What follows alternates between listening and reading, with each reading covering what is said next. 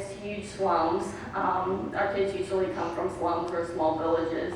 Slums are where women brew moonshine from sugarcane and sell it to the mamas so that they can keep the babies quiet at night because they don't have the food to feed them. Slums are where a lot of sex trafficking takes place. I know 2 girls that have been sex slaves from the time that they were 7 years old. One of them's father was actually a local witch doctor and had her sleep with snakes at night, and just a lot of traumatic situations that you see God rescuing these kids from. There's unimaginable child labor. There's huge factories that rise out of those slums, and people go and make maybe about 18, 20 cents a day.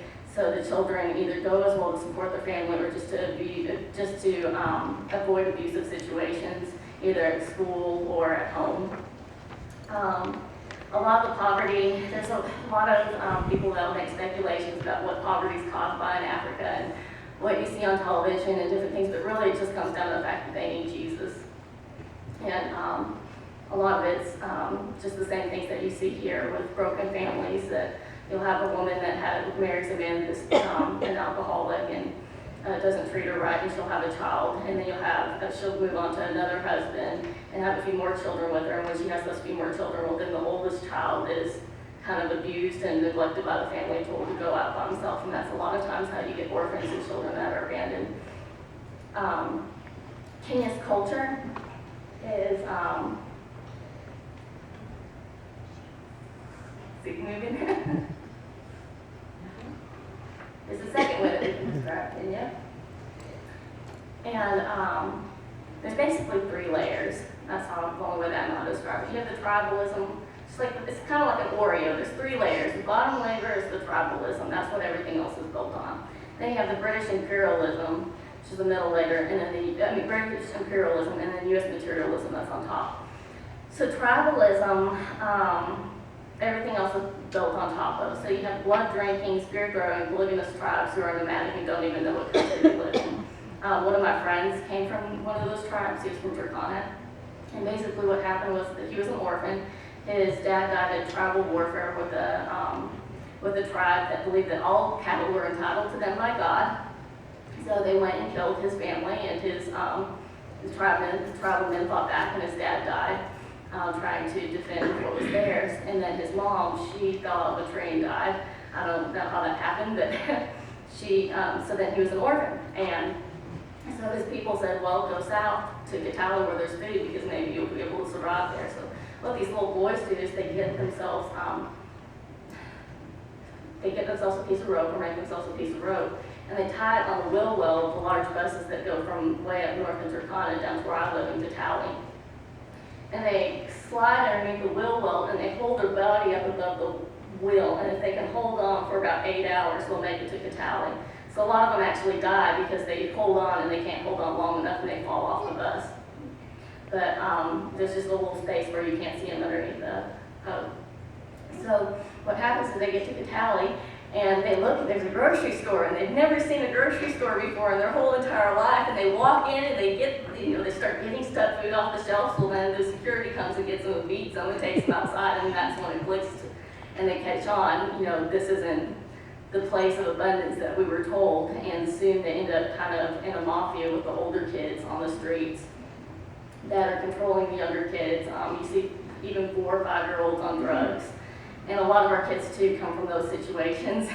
So it's amazing to see how cruel the world is, but yet what God's redeeming grace can do, that these children not only, that God would love enough and care enough about that child that everyone else is beaten, neglected, and abused, to take that child and give them everything and give them a chance to know God. So that's your tribalism layer. And then you have your British imperialism layer. Kenya was a British colony up to about 1960. So because of that, you see a lot of little British aspects of their culture. You see people make tea twice a day. They're very formal. They have very British greetings. They have clothes that kind of look like what the British would have worn during the 1950s and 60s.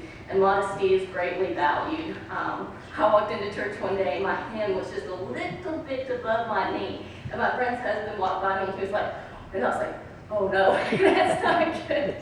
So I've slowly had to learn what modesty and what great modesty they value. And then you have the American culture that lays on top of all that.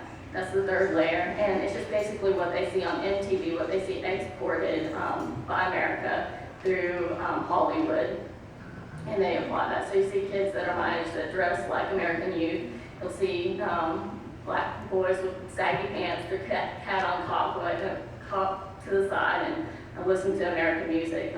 Very self-centered and materialistic, and they have a problem with idolizing you because you're white, and they think that you have everything that they've seen people from Hollywood have. So a lot of times you see one person being affected by all these three different cultures. So you have my friend that came from the tribe. He's got all that tribal history to him, but yet then the British imperialism that he learns at school, and then he lives with an American family, so he has the American culture as well.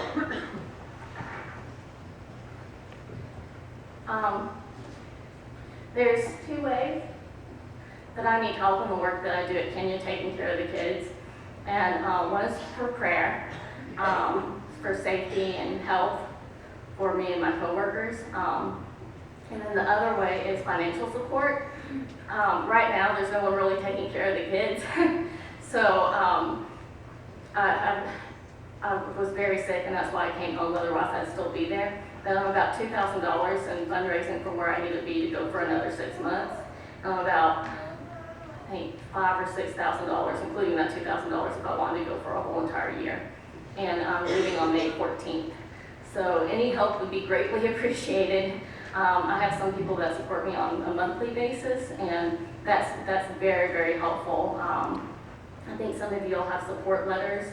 You can see inside them. I thought I printed off enough for everyone to go in the bulletin, but then some of them turned out were messed up.